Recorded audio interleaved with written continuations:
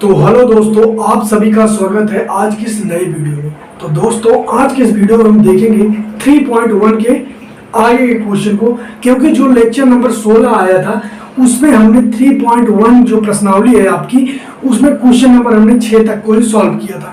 इसके बाद के क्वेश्चन को मैंने कहा था अगले लेक्चर में बताएंगे, तो आज के लेक्चर में हम आगे के क्वेश्चन को सॉल्व करेंगे। मैं आपको पहले बता दूं, जो लेक्चर नंबर 16 था उसमें हमने कहा था कि लेक्चर नंबर 16 में ही 3.1 को पूरी तरीके से समाप्त कर देंगे, पर हम समाप्त नहीं कर पाए थे। 35 मिनट का वीडियो हो गया था और मुझे नींद आ रही थी, जिसके कारण मैंने कहा कि भाई जो क्वेश्चन बचे हैं उसको हम अगले पार्ट में देख लेंगे। और मेरा मन भी था कि वीडियो को ज़्यादा बड़ा ना करें, 35 मिनट वीडियो ज़्यादा हो जाता है, ठीक है। तो अब क्या है, अगर आप लोग कहेंगे कि नहीं भाई और बड़ा वीडियो बनाओ, तो और बड़ा भी वीडियो बन जाएगा।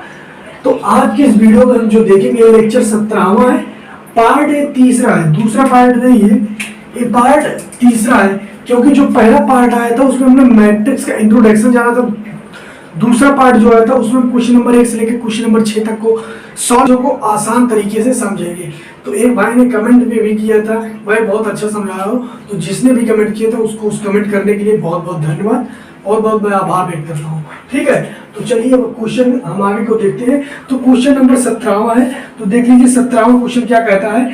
तो 17वें क्वेश्चन में भी जो 6वां नंबर क्वेश्चन था उसमें हमने एक्स वाई जेड का मान ज्ञात किया था। जो 7वां क्वेश्चन है इसमें ए बी सी डी का मान ज्ञात करना है। और मैं पहले आपको दोस्त बता दूं कि जो क्वेश्चन नंबर 6 था, मोस्ट इंपॉर्टेंट क्वेश्चन था आपकी इस प्रश्नावली का। वो क्वेश्चन नंबर 6 आपकी प्रश्नावली में, जो क्वेश्चन नंबर 6 था वो आपकी प्रश्नावली से, इसी प्रश्नावली से 3 से 4 बार वो क्वेश्चन पूछा गया है। और जो 7वां क्वेश्चन बता रहे हैं, ये भी क्वेश्चन 2 बार आपके बोर्ड एग्जाम में 2-2 नंबर में पूछा गया है, 2 या 1 नंबर में पूछा गया है, बस पूछा गया है। लेकिन इसमें यही बता रहा, कितने नंबर पूछा गया है तो हम नहीं बता सकते, ठीक है। तो चलिए हम क्वेश्चन को नोट करते हैं, इसके बाद हम आपसे मिलते हैं, ठीक है। तो दोस्तों ये क्वेश्चन नंबर 7वां, और इसमें कहा है कि A B C D, A B C D, इसकी हमें वैल्यू फाइंड करनी है, मतलब इसका मान कितना होगा। तो मैंने आपको हमेशा बताया है कि जैसे देखिए ये जो मैट्रिक्स हमारा है 2x2 का है, ए मैट्रिक्स 2x2 का है। 2x2 का मतलब ये होता है कि 2 ही पंक्तियां और 2 ही स्तंभ है। और मैं दोस्त फिर आपसे एक बार कहूंगा, देखो भाई जब भी कोई चीज आपको समझना हो तो सबसे पहले आप उसका बेसिक समझिए। बेसिक नहीं समझोगे तो कितना भी मेहनत कर लो, कितना भी कोशिश करोगे, चीज समझ में नहीं आएगी। तो इसलिए आप इंट्रोडक्शन वाली क्लास जरूर देख लें, क्योंकि अब मैं इसमें ये चीज नहीं बताऊंगा कि इसका क्या मतलब है, ठीक है। तो 2x2 का है, तो जब ये दोनों चीज समान है, दोनों आव्यूह समान है और बराबर में है, तो हम क्या कर देंगे, तुलना करने पे लिख देंगे, तुलना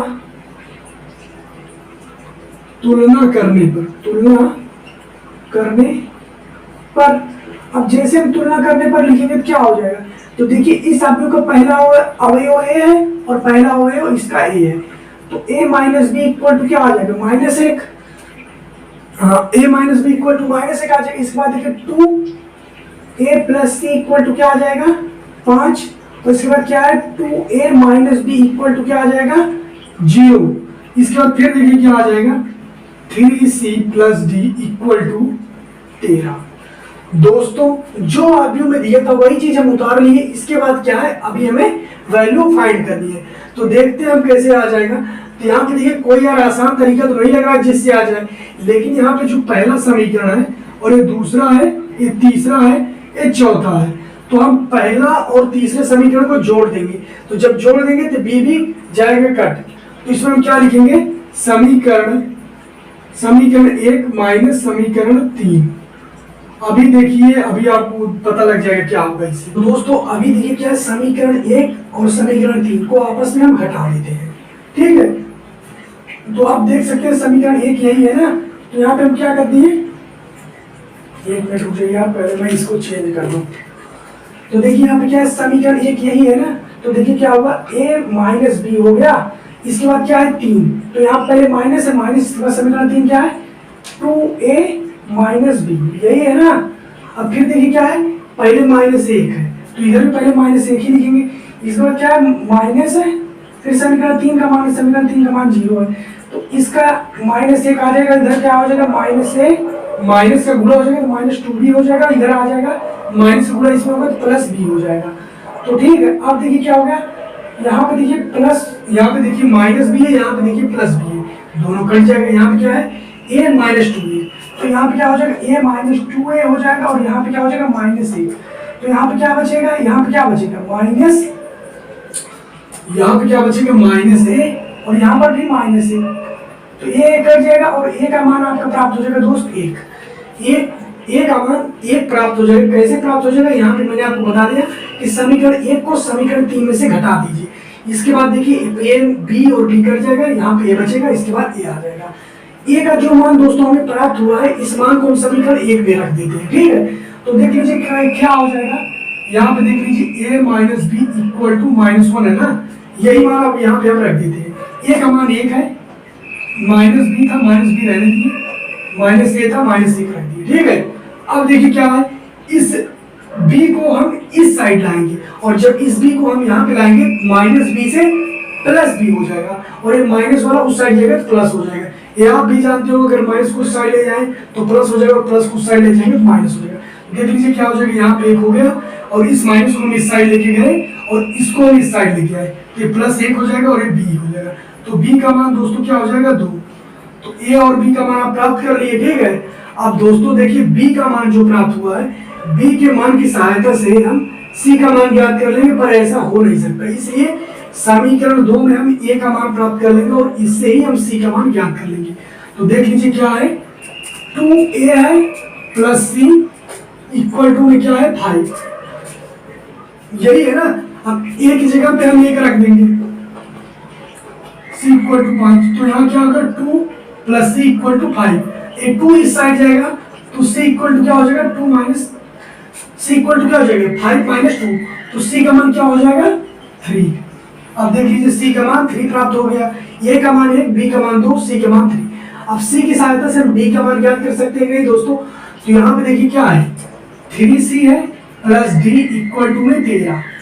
ठीक, इक्वल टू में 13 13 है, तो इसमें क्या करेंगे हम c का मान रख देंगे, तो यहाँ 3 3 का हो जाएगा 9, और यहाँ पे d प्लस 13, ये 9 यहाँ पे हो जाएगा, यहाँ पे d हो जाएगा, और यहाँ पे 13, और ये जो 9 है इस साइड आ जाएगा, तो यहाँ पे क्या बचेगा 4। तो देख लीजिए आपकी अपनी वैल्यू प्राप्त हो गई, a का मान 1, b का मान 2, c का मान 3, d का मान 4। तो यही था दोस्तों आपका आंसर। इसमें करना क्या होता है मैंने आपको बताया, कंपेयर कर दीजिए, इसके बाद जोड़ना घटाना रहेगा वो आप कर लेंगे।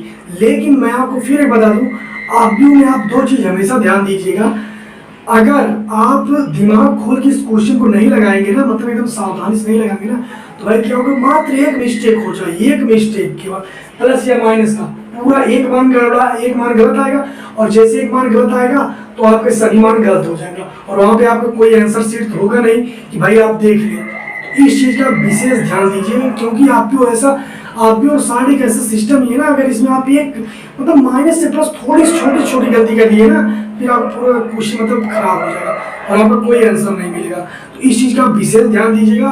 और मेरे दोस्तों मैं आपको फिर बता दूं, फिजिक्स केमिस्ट्री मैथ हिंदी से रिलेटेड किसी अन्य टॉपिक में वीडियो चाहिए तो एक बार कमेंट करना जरूर। किसी भाई ने कर मेरे वीडियो में कमेंट किया, बहुत बहुत उसका यार धन्यवाद जिसने भी किया है। तो दोस्तों अब आप इसे स्क्रीनशॉट ले सकते हैं, मैं इसके बाद 8वां क्वेश्चन बता दूं, ठीक है। और एक चीज, ये क्वेश्चन भी 2 बार पूछा गया आपके बोर्ड एग्जाम में, ठीक है, तो इसे नोट करिए, मैं मिटा रहा हूं।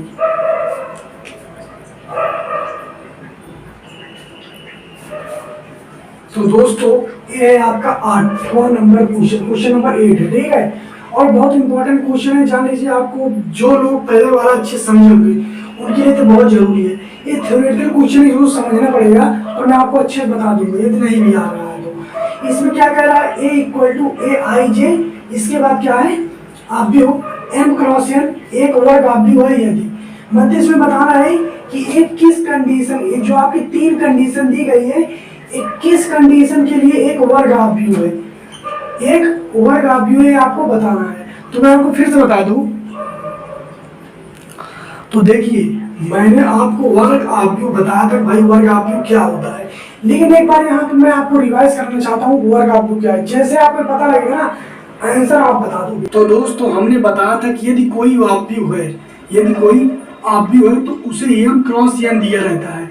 इस m क्रॉस n का मतलब क्या होता है, हमने आपको बताया था कि एक पंक्ति को व्यक्त करता है, एक स्तंभ को व्यक्त करता है। इतना आप क्लियर है। जो लोग पीछे देखे थे उनको मैं बताया था, और नए जो नहीं भी देखे होंगे वो इतना भी कन्फर्म कर ले कि इस m क्रॉस n का मतलब होता है एक पंक्ति को व्यक्त करता है आगे वाला, और पीछे वाला स्तंभ को व्यक्त करता है। ठीक है। और हमने क्या आपको बताया था, वर्ग आव्यूह क्या होता है। वर्ग आव्यूह एक ऐसा आव्यूह होता है जिसमें पंक्ति और स्तंभ की संख्या बराबर होती है। ठीक है। तो यही दो चीज समझ लीजिए, आपकी इसका आंसर आ गया। तो यहाँ पे क्या कहा है कि A equal to AIJ M cross N एक वर्ग आव्यूह है यदि, तो ये तीन कंडीशन में से कौन सी कंडीशन सही होगी। तो मैं आपको क्या कहा हूँ, यदि कोई आव्यूह है उसका M क्रॉस N का मतलब क्या होता है, पहला पंक्ति को व्यक्त करता है, दूसरा स्तंभ को व्यक्त करता है। और वर्ग आव्यूह में होता क्या है, M पंक्ति और स्तंभ बराबर होते हैं। जैसे मान लीजिए ये क्या हो गया, यह एक वर्ग आव्यूह, क्योंकि इसमें दो ही पंक्तियां और दो ही स्तंभ है, तो यह एक वर्ग आव्यूह होता है। तो बस यही चीज यहाँ पे है। मान लीजिए यम क्या है, पंक्ति है, और यम क्या है, स्तंभ। अब इसको यहाँ पे लाइए तो क्या हो गया, पंक्ति की बराबर संख्या n, अर्थात यही सही है। विकल्प नंबर 2 ही आपका सही है, क्योंकि दोस्तों मैंने आपको क्या बताया, ये पंक्ति को व्यक्त करेगा, ये व्यक्त करेगा स्तंभ को, और वर्ग आव्यूह के लिए आवश्यक होता है पंक्ति और स्तंभ की संख्या बराबर हो, अर्थात यम और n बराबर हो। तो ऑप्शन नंबर जो बी है यही आपका सही है। तो चलिए अब देखते हैं हम क्वेश्चन नंबर 9। तो 9वें क्वेश्चन को चलिए देखते हैं, पहले यहाँ पे नोट कर लेते हैं, इसके बाद फिर आपसे मिलते हैं। तो चलिए दोस्तों हम सॉल्व करते हैं क्वेश्चन नंबर 9 को। तो जो क्वेश्चन नंबर आपका 9 है, बहुत सरल क्वेश्चन है, लेकिन सरल भले है लेकिन कई लोगों को यह क्वेश्चन नहीं आया होगा। ये क्वेश्चन में यही खासियत है, ठीक, बहुत सरल क्वेश्चन लेकिन कई लोग इसे लगा नहीं पाए होंगे, और यहाँ पे बराबर नहीं है, यहाँ पे इस तरीके का है। ठीक है। तो इस क्वेश्चन को चलिए हम सॉल्व करते हैं और देखते हैं कि कौन सा विकल्प सही है। एक क्वेश्चन आपसे 1 नंबर में वैसे नहीं पूछा जाएगा, 1 नंबर से ज्यादा में पूछा जाएगा, जो मुझे लगा, क्योंकि इसमें थोड़ा सा कॉन्सेप्ट है, तो इस क्वेश्चन को आप थोड़ा ध्यान से समझिएगा भी। ठीक है। यहाँ पे मैं पूरे क्वेश्चन को नहीं लिखा हूँ, जो नहीं लिखा हूँ वो अभी मैं आपको पढ़ के बता दूंगा कि इसका मतलब क्या है और इसको सॉल्व कैसे करना है। वीडियो में आप लास्ट तक बने रहिएगा, मैं आपसे पूरा एकदम गारंटी के साथ कह रहा हूँ ना, एकदम अच्छे से समझ में आ जाएगा। ठीक है, कोई डाउट नहीं होगा, एकदम एक स्टेप वाइज पूरी चीज समझाएंगे। तो चलिए हम इस क्वेश्चन को पढ़ लेते हैं कि इस क्वेश्चन को क्या क्या रहा है। तो देख लीजिए दोस्तों, मैं बता रहा हूँ x तथा y के प्रदत्त किन मानों के लिए आव्यूह के निम्नलिखित युग्म समान है। यानी कि कह रहा है कि जो x और y का मान है वह है, ये जो आव्यूह है ना, ये किसके लिए, इसका जो युग्म यानी कि इसका जो जोड़ा है वह किसके लिए समान है। तो आप इस चीज को आप पढ़ लीजिएगा। अब देखिए यहाँ पे ए लिखा है और हमें बताना है कि चारों जो बहुविकल्पी दिया है ये चारों में से कौन सही है। मैं आपको फिर बता दूं, ये क्वेश्चन 1 नंबर में नहीं आएगा, भले मल्टीपल दिख रहा है लेकिन जब भी आएगा 1 नंबर से अधिक में ही आएगा। तो इस क्वेश्चन को कैसे सॉल्व करेंगे, तो चलिए हम इसे सॉल्व करके देखते हैं। तो यहाँ पे क्या है, ये देखिए यहाँ पे क्या है, समान आव्यूह है, मतलब यहाँ पे क्या है, ए भी 2 क्रॉस 2 का है, ए भी 2 क्रॉस 2 का है। ठीक है, लेकिन यहाँ पे इक्वल में नहीं दिया है। तो सबसे पहले हम लिखेंगे माना, यानी कि लेट कर लेंगे भाई। ठीक है, अब दोनों आव्यूह को हम समान मतलब यहाँ पे लिखेंगे। हम क्या मान लेंगे भाई, 2x - 3, यहाँ पे क्या है 5। अब यहाँ पे देख लीजिए इक्वल हो जाएगा, यहाँ पे हो जाएगा 0, y - 2, यहाँ पे हो जाएगा 8, यहाँ पे हो जाएगा 4। ठीक, ये दो चीज हो गया।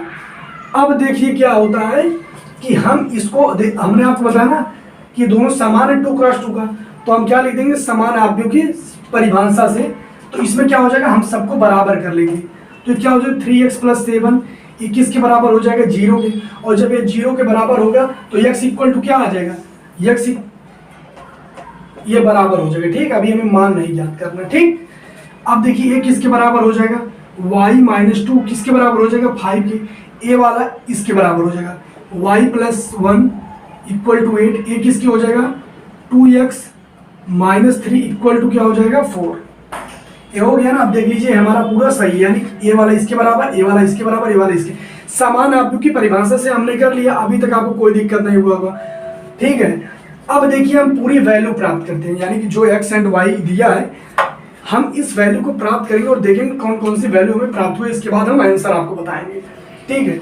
आप देखिए यहाँ पे x इक्वल टू क्या हो जाएगा, यहाँ पे जब ये 7 इस साइड आएगा तो -7/3 हो जाएगा। ये जब इस साइड आएगा तो y इक्वल टू 7 हो जाएगा, और जब ये आएगा y इक्वल टू 1 इस साइड आएगा तो 8 - 1 हो जाएगा, यानी कि 7 हो जाएगा। और यहाँ पे क्या हो जाएगा, इसको आप थोड़ा समझ लीजिएगा। यहाँ पे आप 1 मिनट देख लीजिए। तो क्वेश्चन मुझे लग रहा है मैं गलत नोट कर रहा हूँ, नहीं क्वेश्चन पूरी तरीके से सही, पूरी तरीके से सही, कोई दिक्कत नहीं। अब देखिए क्या है, 2x है, हाँ दोस्त गलत है, मुझे लग ही रहा था। यहाँ पे क्या है, 2 - 3x है, नहीं 3 - 2x है, 3 हाँ 2 - 3x है, ठीक है। यहाँ पे a दिया था देख। और एक चीज़ मैं आपको बता दूँ, यहाँ मुझसे भी गलती हो गई भाई, मुझसे भी गलती होती है, लेकिन एक चीज़ आप जान लें, अगर आप भी के क्वेश्चन को सॉल्व कर रहे हैं ना, तो क्वेश्चन को बहुत ध्यान से पढ़ें, बहुत ध्यान से नोट करें, क्योंकि यदि उसका आप एक स्टेप नहीं, एक अंक केवल गलत कर दीजिए ना, आपका पूरा आंसर अपने आप ही गलत हो जाएगा। अगर अभी मैं यहाँ पे ध्यान नहीं दिया होता ना, तो पूरा आंसर हमारा गलत हो गया होता। तो यहाँ पे देखिए क्या हो जाएगा, हम इस 3 को हम इस साइड लाएंगे तो 2 - 4 हो जाएगा, क्योंकि इस साइड प्लस है तो इस साइड जाएगा माइनस, और यहाँ पे माइनस है तो इस साइड आएगा प्लस हो जाएगा, तो 3x हो जाएगा। इसके बाद यहाँ पे क्या हो जाएगा, -2, यहाँ पे हो जाएगा 3, तो x इक्वल टू क्या हो जाएगा, -2/3। तो यानी कि हमें इतना मान प्राप्त हो गया, x इक्वल टू -2/3। तो देख लीजिए दोस्त, यहाँ पे तो अब जो लोग गलती करते हो कहाँ पे करते हैं आप पहले समझिए। ज्यादातर लोग जो देखेंगे कहेंगे यार यहाँ पे 4 विकल्प है, x भी आ रहा है, y इक्वल टू 7 भी आ रहा है, और x इक्वल टू -2/3 भी आ रहा है, तो इसका मतलब यही वाला सही होगा, क्योंकि इसमें 7 भी है और -2/3 भी है, 7 भी और -2/3 है, और यहाँ पे आ भी रहा, तो यही वाला ही विकल्प कर देते हैं सही। मैंने कहा ना, जिनका कॉन्सेप्ट क्लियर नहीं उनके लिए सरल हो जाता है और कठिन हो जाता है। क्यों? क्योंकि वो इसे कर देंगे सही, और जब इसे सही कर देंगे तो ये राइट आंसर तो है नहीं, तो वहां पे देखेंगे यार ये तो पूरा मान आ रहा है, लेकिन यहाँ पे क्यों दिया है, तो कहेंगे नहीं ये उत्तर माला गलत है, मतलब जो भी हमारा आंसर है वो आया गलत है, लेकिन ऐसा नहीं है, ठीक, ये गलत है। अब मैं आपको बता रहा हूँ ये क्यों गलत है। यहाँ पे आप देखिए y को हम सॉल्व किए, y का दोनों मान 7 प्राप्त हुआ, y equal to 7, y equal to 7 प्राप्त हुआ, लेकिन जो x की वैल्यू आई है ये दोनों के लिए अलग अलग आई है। क्यों आई है? यही गलती है। अभी मैं आपको एक एग्जांपल के थ्रू समझा रहा हूं। जैसे आप सपोज कर लीजिए कि आपको कोई एक इक्वेशन दिया है, ठीक है, यह भी एक प्रकार का इक्वेशन ही था। तो जैसे क्या है, मान लीजिए 2x + 3y इक्वल टू में हम 7 दे दिए, और यदि मैं आपसे कह दूं यहाँ पे, आप सपोज करिए इसी के कॉन्सेप्ट में एकदम पूरी तरीके से आए, आपको हमने एक इक्वेशन दे दिया और मैंने आपसे यहाँ पे कह दिया भाई यहाँ पे y इक्वल टू मान निश्चित है 8, तो इसका x एंड y का मान ज्ञात कीजिए। तो आप क्या करोगे, यहाँ पे x का मान क्या आ जाएगा, 2 ही आएगा, और जैसे x एंड y का मान आप ज्ञात कर लीजिए, इतना मान प्राप्त हुआ, ठीक है। तो आप हमेशा जानते हैं कि अगर हमें ये पता करना होता कि यार ये वैल्यू सही आई है कि गलत, हम क्या करते हैं, उस इक्वेशन में रख देते हैं। तो अभी देखिए क्या है, 2 × 2, और यहाँ पे क्या है 3 × 1 इक्वल टू में अभी हम ज्ञात करेंगे, ठीक है। तो अभी हम सॉल्व कर रहे हैं, तो देख लीजिए क्या आएगा, 2 2 4 हो जाएगा, और यहाँ पे +3, तो यहाँ पे क्या आ जाएगा, 7 आ जाएगा कि नहीं। तो इसका मतलब क्या हुआ, इसका मतलब ये हुआ कि यार हाँ, जो x और y का मान हम लिए हैं ये सही है, क्योंकि हम कई बार होता नहीं, जब हम किसी इक्वेशन x एंड y का मान ज्ञात करते हैं तो हमारे पास जो इक्वेशन दिया रहता है हम उस इक्वेशन में पुट कर देते हैं उस वैल्यू को, और ये वो मान प्राप्त हो जाए तो हम कह देते हैं भाई ये सही है। तो यहाँ पे देखिए ये सही है ना, तो इसके लिए कंडीशन क्या है कि भाई यहाँ पे y का मान तो फिक्स है और x का मान 2 आएगा तभी। लेकिन मैं आपसे ये कह दूं कि नहीं, x का मान 1 नहीं है, x का मान 2 नहीं, 2 के अलावा भी कुछ और हो सकता है, तो क्या ये वैल्यू आएगी, तब आपकी नहीं आएगी। बस वही कॉन्सेप्ट यहाँ पर भी है, यहाँ पे y का मान तो क्लियर है भाई, हाँ 7 ही रहेगा, लेकिन x की वैल्यू अलग अलग है, और जब x की वैल्यू अलग अलग है तो आप नहीं कर सकते हो भाई यही सही है, ठीक है, नहीं कर सकते हो कि यही सही है। चलो ठीक भाई, आप ये भी नहीं मान रहे हो, ये तो पहले कंडीशन हो गई ना कि x एंड y का, अगर y का मान 1 है, यदि y का मान फिक्स है तो x का मान भी फिक्स होना चाहिए, तभी आएगा वैल्यू, नहीं तो नहीं आ पाएगा। ये तो हो गया पहला मतलब तरीका जिससे आप समझ सकते हो। दूसरा क्या है, मैंने आपको क्या बताया है,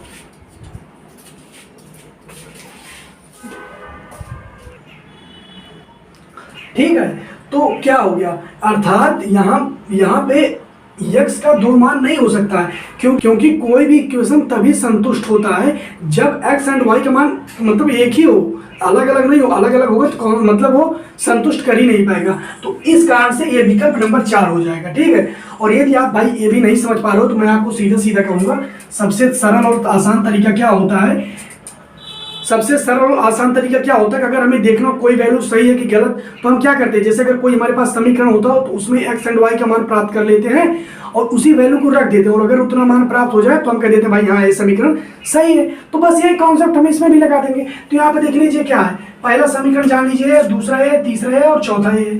अब इसमें क्या है, x इक्वल टू सबसे पहले हम इतना रखेंगे, ठीक है, x इक्वल टू हम इसमें रखेंगे तो 3x + 7 इक्वल टू में 0 आया है। तो जब हम क्या रखेंगे, जब x इक्वल टू इतना रखेंगे तो देखते हैं वैल्यू आ जाएगा नहीं, +7। तो यहाँ पे देखिए क्या आ जाएगा, +7 -7 +7, यानी कि इसके लिए सही। चलो भाई ये वैल्यू सही है। इसके बाद देखते हैं y का, तो हमें पता है भाई y क्या सही है, क्योंकि y का तो एक ही मान है, लेकिन इसका मान 2 आया है। तो अभी क्या है, अब फिर हम इस वैल्यू को हम इसमें रखेंगे, -2/3 + 7 इक्वल टू 0। तो देखेंगे क्या हो जाएगा, -2 + 7/0, तो यहाँ पे क्या हो जाएगा 5। तो इसका मतलब क्या हुआ, ये मान गलत हो गया, गलत हुआ कि नहीं। यहाँ पे हम x का मान a रखे तो हमें प्राप्त हो, हाँ भाई ये सही है। जब x का मान हम a रख दिए तो हमें 5 आ गया, तो इसका मतलब ये गलत है। ठीक इसी प्रकार से इसमें रख के हम देख लिए x वाले में, अब इस x वाले में हम ये वैल्यू रखेंगे। अब देख लीजिए इस x वाले में हम रख के देख लेते हैं क्या है, 2 - 3x है इक्वल टू में 4 है। अब यहाँ पे पहले हम x इक्वल टू 7 रखेंगे, तो यहाँ पे 2 हो जाएगा, -7/3 प्लस में 4, तो 3 यहाँ पे हो जाएगा और यहाँ पर भी 3 है, तो 3 से कट जाएगा। यहाँ पे क्या है -2, यहाँ पे भी -7, तो यहाँ पे 4 है, तो यहाँ पे क्या होगा 2 + 7 इक्वल टू में 4, तो यहाँ पे 9 आ गया, यहाँ पे 4। तो क्या है, समान है, यह भी सेटिस्फाई नहीं कर रहा है। और अब हम x इक्वल टू इतना रखेंगे इस वाले समीकरण में। तो देखिए जब हम इस वाले समीकरण में इतना रखेंगे 3 इक्वल टू में -2/3, तो देख लीजिए क्या आएगा, तो देख लीजिए यहाँ पे कट गया, तो 2 ये माइनस माइनस हो जाएगा प्लस, तो 2 + 2 4, तो यहाँ पर भी 4 आ गया, यहाँ पर भी 4। तो अब आप क्या समझ गए, यहाँ पे आप समझ गए ना कि यदि x की वैल्यू हम इस वाले समीकरण में रखें, यानी x इक्वल टू जो हमें प्राप्त हुआ है इसमें रखेंगे तो हमें प्राप्त हो जाएगा, लेकिन x की वैल्यू को यदि हम इस वाली वैल्यू को हम इस वाले समीकरण में रख दें तो प्राप्त नहीं होगा। ठीक वही कॉन्सेप्ट इसमें भी है, यदि इस वाले मान को हम इसमें रखें तो हमें इतना प्राप्त हो रहा है जितना प्राप्त होना चाहिए, लेकिन यदि इस वाले मान को हम यहाँ पे रख रहे हैं तो नहीं प्राप्त हो रहा है। तो देखिए यदि मैं शॉर्ट में कहूँ तो कोई भी एक समय पर एक ही मान हो सकता है भाई, दो मान नहीं हो सकता। यहाँ पे देखिए आप y का मान तो एक ही है लेकिन इसका मान अलग अलग आया है, तो हम क्या कहेंगे कि ये भाई अपरिभाषित है। क्यों? क्योंकि x का मान एक टाइम पे एक समय पे दो मान नहीं हो सकता है, एक ही मान होगा। तो यही था क्वेश्चन नंबर 9। ठीक है, अब चलिए हम देखते हैं क्वेश्चन नंबर 10। तो अब आपको पता लग गया होगा ना, जिसका कॉन्सेप्ट क्लियर रहेगा कि नहीं भाई समीकरण में एक ही वैल्यू हो सकती है तो उसके लिए सरल। लेकिन अब जैसे जो नॉर्मल है वो भैया सॉल्व करेंगे, उनको ये दोनों वैल्यू प्राप्त हो गई 7 और a वाला, तो यही विकल्प मार देंगे और जब वो इसे सही लगाएंगे वो तो कहेंगे हाँ यार वैल्यू तो आ गई, लेकिन इसमें दिखा रहा है गलत आंसर, तो यहीं पर हो जाएंगे कंफ्यूज। लेकिन जिसका कॉन्सेप्ट क्लियर नहीं भाई x का एक समय पे एक ही मान होगा तो वो समझ जाएगा हाँ भाई ये अपरिभाषित है, यानी परिभाषित नहीं है।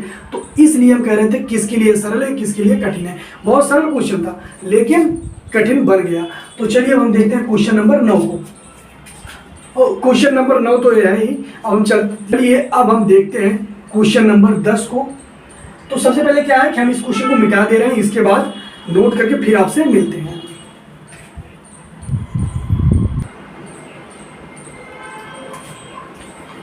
तो चलिए दोस्तों अब हम देखते हैं क्वेश्चन नंबर 10 को। क्वेश्चन नंबर 10 बहुत सरल, एक फार्मूला बताएंगे आप उसे याद कर लीजिएगा, उसी पे आ जाएगा। इसमें क्या कह रहा है, देखिए थ्योरेटिकल वाला पार्ट है इसलिए हम इस क्वेश्चन को यहाँ पे नहीं लिख रहे हैं। न्यूमेरिकल टाइप होता तो हम पूरा लिख देते, लेकिन आप समझिए इसका मतलब क्या है कि 3x3 कोट की एक के ऐसे आदमियों की कुल कितनी संख्या होगी जिनके प्रत्येक प्रविष्टि 0 या 1 हो। यानी कि इसमें कह रहा है कि 3x3 कोट की ऐसे आव्यूह की कुल कितनी संख्या होगी जिनकी प्रविष्टि 0 या 1 हो। तो इसमें देखिए दोस्तों, मैं आपको फिर से एक बार बता दूं, यहाँ पे 3x3 का मतलब क्या होता है, जिसमें 3 पंक्ति हो और 3 स्तंभ हो। जैसे अभी ये वाला आव्यूह है,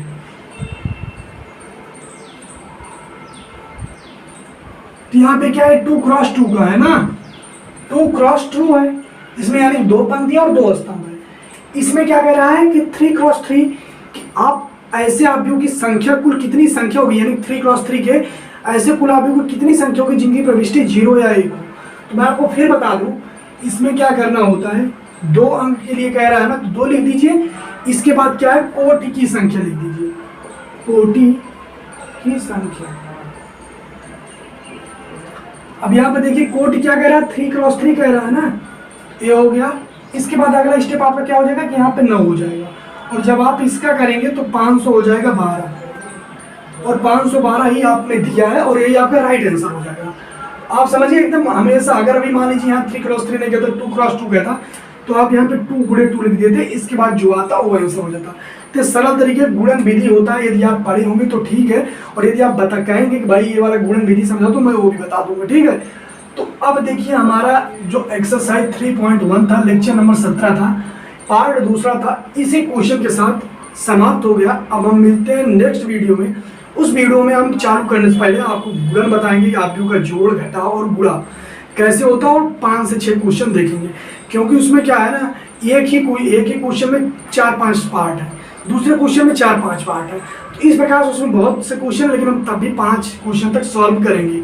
तो दोस्तों मिलते हैं नेक्स्ट वीडियो में, तब तक के लिए जय हिंद, वंदे मातरम। वीडियो अच्छा लगा हो तो यार शेयर करना, कमेंट करना, कोई सुझाव देना हो वो भी दीजिएगा। मिलते हैं नेक्स्ट वीडियो में, तब तक के लिए जय हिंद, वंदे मातरम, भारत माता की जय।